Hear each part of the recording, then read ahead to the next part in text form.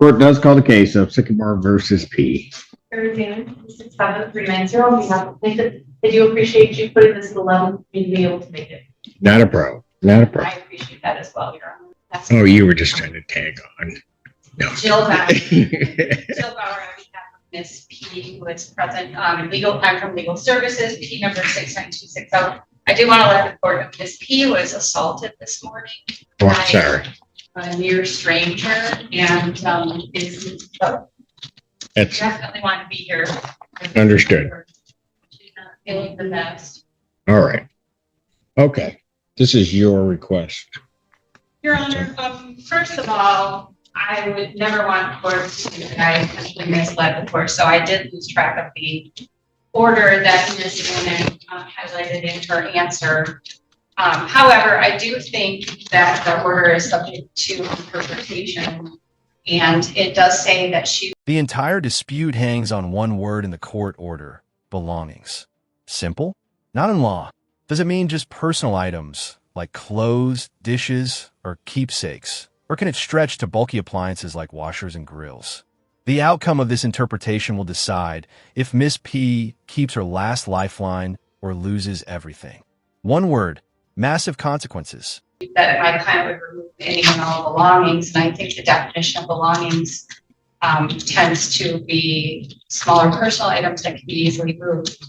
At this point, the other thing is we had a discussion on the record of Ms. P back in January of our request that Ms. P be able to move her items to a part of the house where they wouldn't interfere with the repairs. And it was represented at that time that there was structural damage to the unit. However, I reviewed the fire report. It doesn't say anything about structural damage. And now that a lot of the drywall debris has been cleared from the ceiling, I really don't, I mean, I'm not an expert, but I don't see that there was structural damage to the unit. So where we are at this point is... I think the import of that, I don't mean to interrupt you, was that in essence, there was going to have to be a gutting of this place. And so the issue of whether or not there's actual damage may have to be assessed at some other point, because my understanding was the unit needed to be gutted, which is why things could not remain there. I just don't think that that's accurate at this point, that it actually had to be completely gutted. But I just wanted to, where we are at this point, Ms. P went in, she removed what she could into 2 vehicles that were in the parking lot. And then those vehicles were recently towed and she wasn't able to get any of those belongings. So now she's down to... What do you mean? She had 2 vehicles that were parked outside of her unit at Sycamore, and they towed them. And all, those vehicles had all of the belongings that she was able to salvage. So she's down to a few items that remain in her unit that she doesn't have the finances or ability to move, and she would like them to remain in the basement. And it's a washer and a dryer, an air conditioner, and 2 barbecue grills is what she's asking. Washer, dryer, and I'll see 2 grills. Ordinary object for most of us. But for Miss P, they're the last fragments of a life already stripped down. It's survival, not luxury. You could store there while the repairs are made. Counsel, my problem here is this. As we were working through this case, and why the order reads the way that it is, was to give Ms. P time to get her things out of the unit. And I'll be honest with you, and I don't think you're trying to mislead the court or anything. I mean, there's a lot of orders that fly around here, so I'm not thinking that at all. But she's got to get the things out. I mean,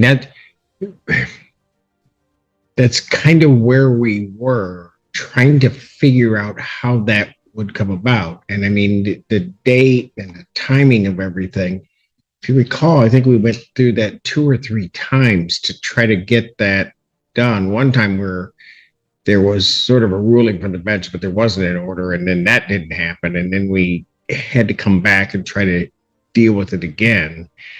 And now I'm here again. Yes. And I would like the court to know, every time I've been asked from opposing counsel for her, whether it was, if we go back to the date that you ordered, which was, I believe, February 6th, Ms. P didn't show up until 4 o'clock to remove the items, and office closed at 4:30. I received an email 2 weeks later from opposing counsel. We gave her that entire day to do it. She took what she wanted. I just want to address the cars. The cars were inoperable. HUD actually sent my client, and it's in my brief. It's in my motion, the copy of the email. HUD made Sycamore tag them. They were inoperable. The day they were tagged on Friday, they were not moved until Tuesday. Council knew about it. As soon as they were removed, I got for council a copy of where the towing company and where they were at, so she could go get her stuff. I feel like we bent over backwards to give her time. Then I had a message about the washer and dryer that she didn't want to lose that. I got my client to agree to give her 7 days to do it. Then last Friday, the time frame came and went, and she never came and got it. This is not Sycamore has bent over backwards to give Ms. P the opportunity to get her things, and here we are again, and we're asking for it again. And last week when council reached out to me, I said, get it done by Monday, because I told my client, hold off. You can see it in the emails from my client. We're holding off, and here we are. We're asking for more time. It's been 4. Notice how the lawyer shifts gears here. Instead of focusing on delays, he reframes it around poverty. Miss P didn't ignore the court. She simply couldn't afford to comply. No debit card, no storage unit, no way to haul heavy appliances. It forces us to ask, should the law apply equally, regardless of someone's circumstances, or should it bend to acknowledge poverty? That's the deeper struggle hidden beneath the paperwork. 5 months. Your Honor, the reality is that Ms. P is in this situation because she's living in poverty. She doesn't have the resources to move or store these items. She tried to get a storage unit. They wouldn't rent her because she doesn't have a debit card. I mean, she has done nothing wrong, and she's basically too poor to take advantage of the opportunity to move and store these items. And I just don't know why they can't remain in the basement while their unit is being repaired. There's no damage to the floor on the first floor. If you look, there's minimal damage to the structure of the ceiling on between the first and second floor. I brought pictures that shows no burning into the wooden structures between the 2 floors. So I don't know why they would be in the way if they remain in the basement while they repair. The email from HUD is very clear. The cars needed to be removed. The property needs to be trashed out. My client is doing what they're being told to do at this point. And if we just look at it just on a whole other angle, but I mean, I'm not even there necessarily, but Ms. Bauer, if the property were to remain there and something happened to the property, whose responsibility would it be? I haven't discussed if my client is willing to waive unintentional, or as long as it's not intentional damage. Well, but see, that's where the problem comes in. I mean, if somebody, and I'm not even saying that it really by order is reflective of this, but even if the property was there, and then we get into and somehow gets damaged, which can happen when people are doing construction. I mean, it can just happen. But then you get into all this litigation and hearings about, was it intentional? Was it this? Was it this? They didn't put it in a safe spot. So really, Sycamore or their contractors, I mean, you get into a... Liability enters the spotlight. If her belongings stay in that basement and repairs cause damage, who's responsible? The landlord? The contractor? Or Miss P herself? Courts hate this kind of uncertainty. It's why clear everything out orders are so common. They avoid messy future lawsuits. Clean for the court, devastating for Miss P. Whole bunch of other issues, which all can be avoided if the property is not there. We don't have that issue. I'm sure that's one of the reasons HUD is saying you got to get everything out.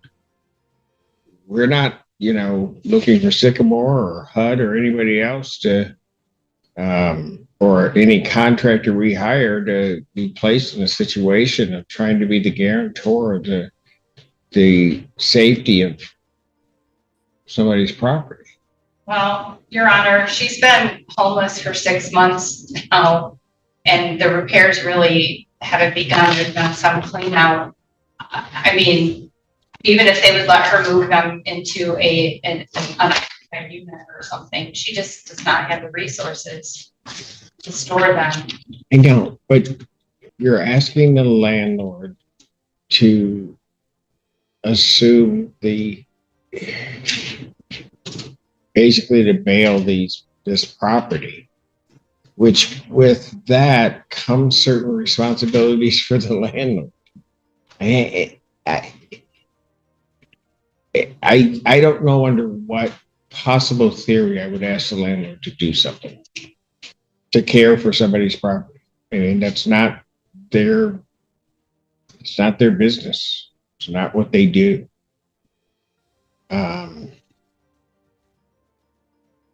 And again, just hypothetically, let's say the landlord did put them in some other place on their property, and somebody comes in and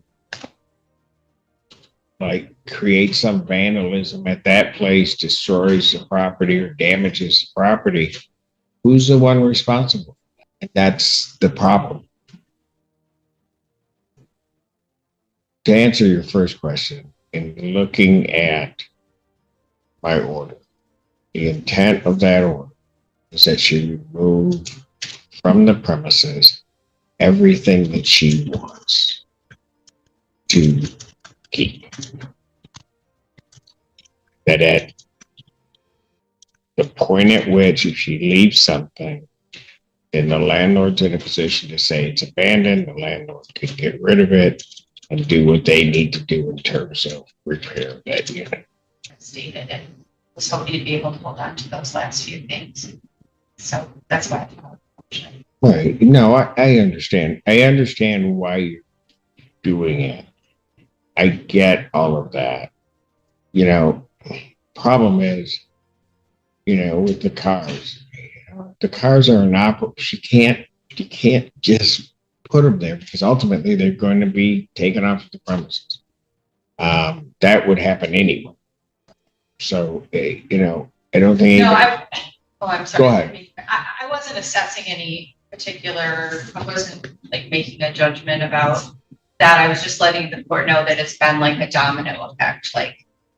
Okay, I want to keep these belongings. These are, my personal belongings, and I can't get a storage unit, so I'm going to put them in these vehicles. And then they were in the vehicles for a while, and it seemed like that was going to be a solution. And then all of a sudden, she finds out, they may have been tagged before, but she didn't find out immediately that they were tagged. And then suddenly she goes to look for the vehicles, and they've been towed. And then she wasn't able to get the belongings out of them. So it's just been a domino effect where she's done nothing wrong. She's just a series of unfortunate events. And now she's lost almost 100% of everything material in her life. So it's just the thought of maybe being able to hold on to those last few items was. Ms. P just wanted the court to know that when she first put her belongings in the vehicles, they were operable. But because she was homeless and they were sitting there, I think one of them, the battery died, and one of them, a tire went flat. And they become inoperable, which is why then after those, if those are the only two things, they tag them with the thought that whoever has the flat tire or the battery where the vehicle won't move or the like will then come and do what they need to do, either to move the vehicle or to put it back in operate. I mean, so I get that. Disaster after disaster. Fire, towed cars, lost belongings. It's not negligence, it's survival slipping away. But in court, sympathy often bows to procedure. I think she just wanted you to know that she didn't intentionally leave. No, and I'm not saying that. I'm just saying at some point this part of it has to end. You know, and Ms. Bauer, you know, a lot of folks come before the court with a lot of problems and a lot of issues and a lot of sort of obstacles to overcome. And I think in trying to get through this, and I have to give Sycamore credit because, you know, they could have just taken a really hard line. They didn't, trying to get this going. I've been patient with what might be scheduling or trying to have her get the stuff out. But, you know, at some point, sadly, we just have. And here's the final blow. The judge denies her request for more time. Legally, this marks her belongings as abandoned, giving the landlord the right to dispose of them. After months of extensions, the patience of the court has run out. For Miss P, it's more than just property. It's the erasure of the last pieces of her past. The courtroom doesn't run on compassion, it runs on deadlines. And today, the deadline has closed her chapter. To be done. Thank you, Your Honor. So I'm going to deny your request for an additional time. What is, having said that, then what is Sycamore's intention in terms of they're not intending at this point to let her back in to get her things set? I mean, I can make it happen. And that was, I've offered multiple times. So if she wants to go get the washer and the dryer and the air conditioner or the grills, she wants to do it by today, I think she can go. I have no problem with that. I've never had a problem with that. I just need her to actually do it. But she would like a chance to get the grills, but she doesn't have any place to put the washer herself. So can you go today by 4 o'clock today to get those grills? They'll happen. I'm assuming if you're offering for you to get that. If they're there, I don't know what's there, what's not there. Like I'm just, you're telling me that that's what's there, and then she can go. Well, she saw Sycamore personnel roll the grills to the office. I asked her more, and I'm putting on our. They told me they did not do that. But if she wants to go today by 4 o'clock to go to get this one, let's put it on the record. I need to know what time she's going so I can tell them. So let's give me a window. Okay, so she just wants the court to know she videotaped them moving the grill, and she has talked to someone that said that they're at the office. So You want to know what? I'm done. I'm not going to litigate anymore. I mean, you know, at some point, the problem is everybody is, as we've said, bending over backwards to try to do this. I issued just now denying your motion, which means really we're done. I was looking maybe, and I think Mrs. Zane was trying to do the same thing, a bit of compassion to say, okay, if you can get these now, do it, but you got to give us a time. But I'm not going to go through litigating. They took my property. They did this. I'm done. Whatever else anybody else wants to do, you can do it, but you're not doing it with the court sanction. She can, that property at this point, since she has not removed it, is considered abandoned, and that Sycamore may do what they need to do with reference to taking that property out. If you guys work something out without my involvement, do what you got to do, but I'm done. I do appreciate the court hearing this. All right. Thank you.